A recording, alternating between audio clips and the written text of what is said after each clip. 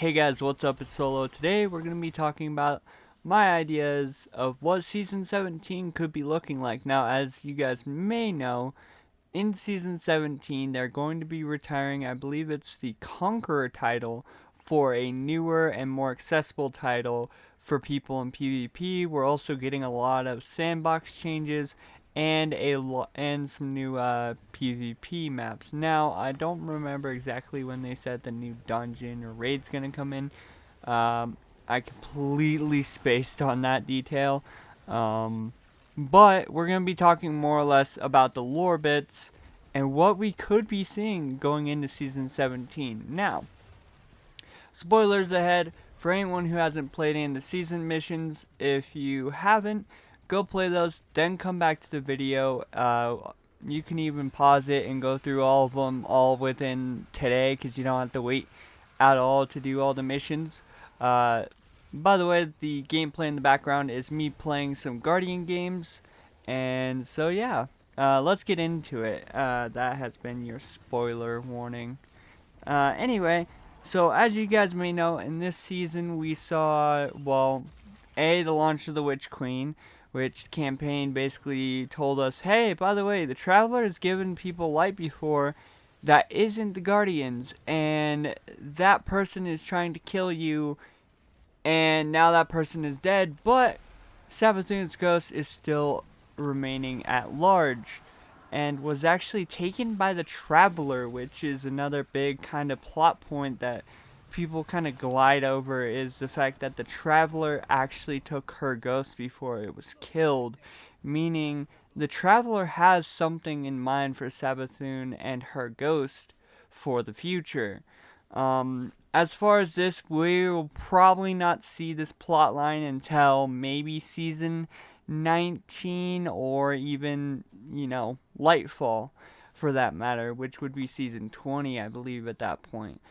So, going past that, I think with all that happened this season with Crow massively fucking things up and basically disrespecting Keitel by killing one of her fabled scions, and then Saladin taking his place among the Cabal to later on be challenged almost, 6 to 8 times within his first day, and becoming Brachus Forge to Valus Forge, making an Iron Banner inside of the Cabal.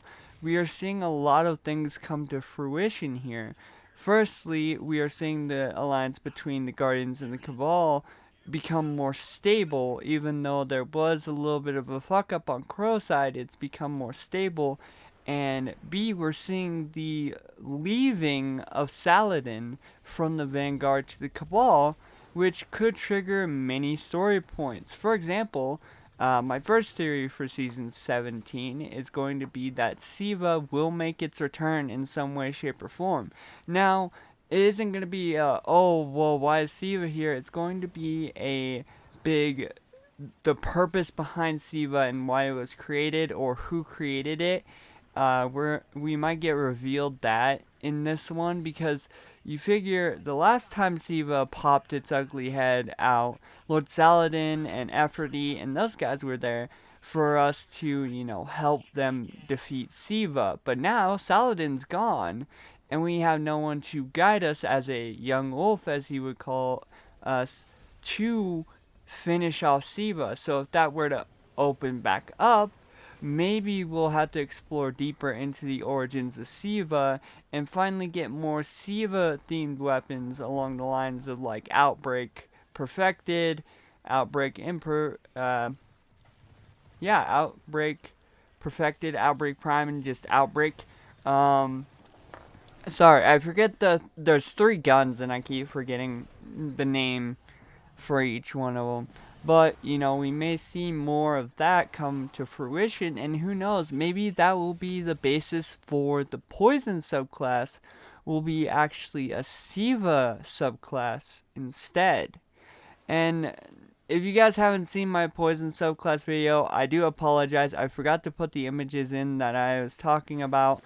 I don't really have any images for this episode. This is going to be me talking off of, the top of my head of what I've seen in this season and everything else. But yeah, that's the big one. Siva coming back would probably be a big hit for us because we'd have to explore deeper of why Siva is coming back, the origins of it, and what we can even do about it. Now, if Bungie do this route, it's going to be kind of a subvert of what we're supposed to be going towards, which is the Witness and Rolk and the Hive and stuff like that, and this Darkness fleet coming. Now, although it will be a subversion, they could work Siva into the Darkness Fleet or something along the lines of that. Because as we heard, Rolk was the guy who was giving the Hive worms to make more Hive, which we stopped when the Valid Disciple raid had its first world clear. That stopped, and the mother worm and Rolk died, like they are dead. That means the Hive have no way of making more Hive, but on the other hand, that means the Hive that's still remaining may regroup and come back as a different faction of Hive. Who are we to really tell at this point? We haven't seen anything with that.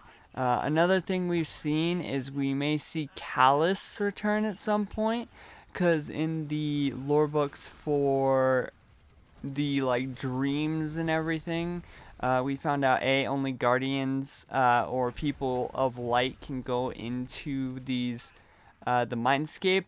And then when Kaido goes into her little projection, she sees Callus and tries to fight against it before eventually succumbing and sitting down and being out of the vision. But that means Callus could technically still be alive, and I think he is still alive somewhere, out in the galaxy. And that could be another plot point they can bring up and be like, hey, Callus is still alive, and you went from being his subject to talking to Kaido, and he's not too happy about it, you know?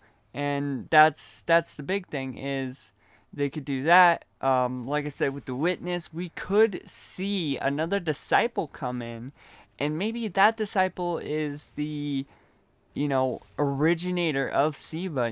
Back then it was experimenting with stuff and then, made Siva as his byproduct, and Rasputin put Siva under wraps, so then humanity didn't spread this, nanobot infectious disease of a type that to everything else. We could see something along the lines of that of a storyline, or we could see them just bring in more and more different Hive or mutated Hive, or we could find out who is controlling the Scorn.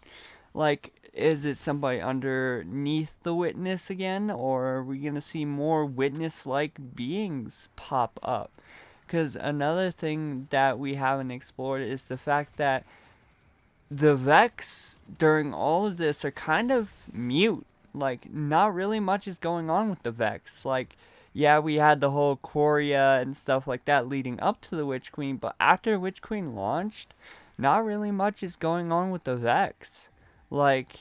It's been Cabal and the Hive, and not really even the Fallen. It's mostly Scorn, Hive, and the Cabal that have been kind of intertwined with this. So I'm also wondering what the Vex are doing during this, or the Fallen. And I know we have the Elixni and the Fallen. We have the Elixni as allies with the House of Light.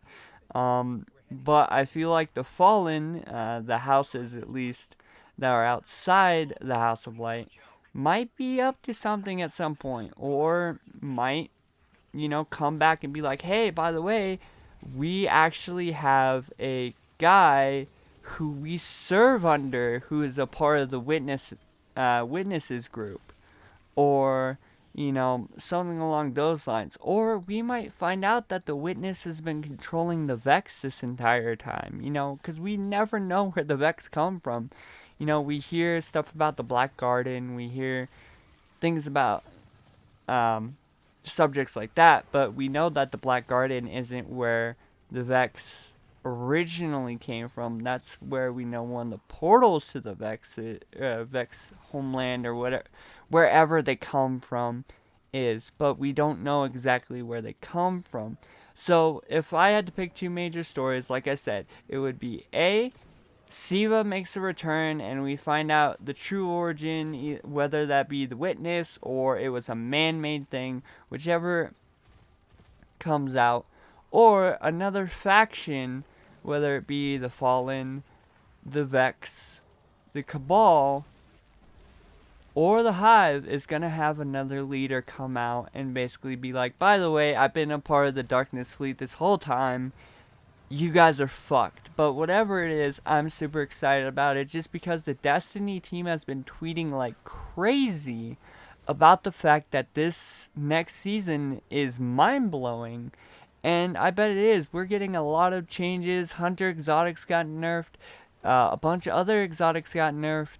Shotguns nerfed. Fusion rifles nerfed. Like, it's gonna be interesting. We're getting aerial accuracy as well. Like, this is just gonna be an insane season for the sake of it's going to be different.